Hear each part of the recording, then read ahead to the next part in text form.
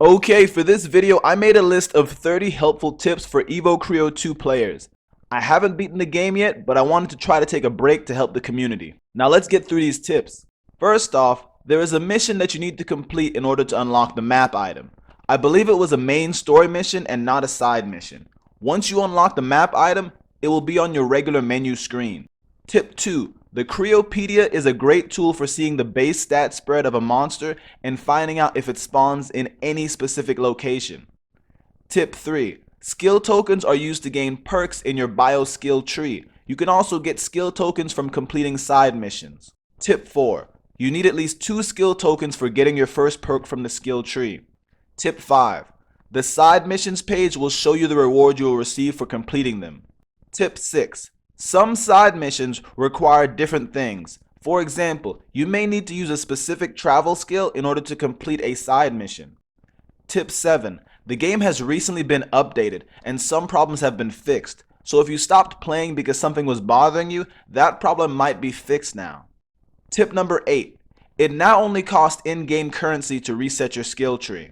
Tip number 9. You will need to rearrange your attack moves on your own once you unlock more moves.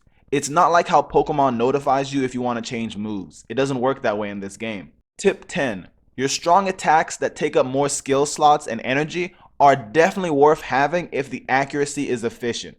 Tip 11. You can have more than one healing skill on a Creo. Tip 12. You can change your Creo's passive trait. I believe it becomes active after level up. Tip 13. Star ranks are related to your overall stats. The higher the star rank, the higher the overall stats.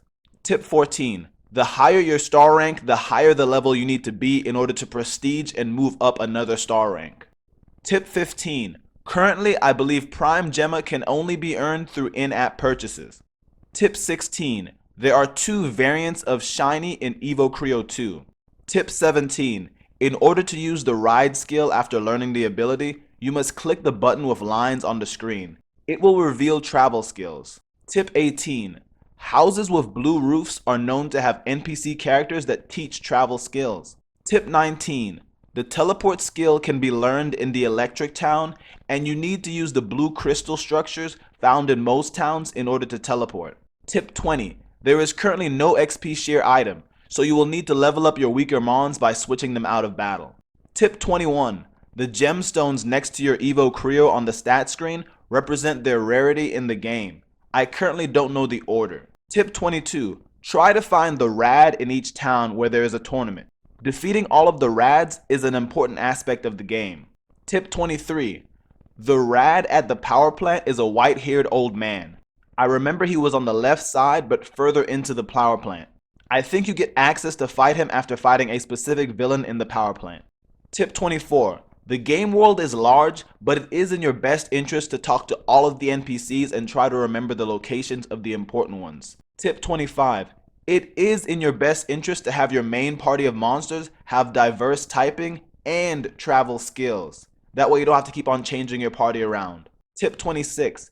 I encourage players to have strong backup monsters even if their purpose is just for having travel skills. Tip 27. You will want to always have some breadcrumbs items with you.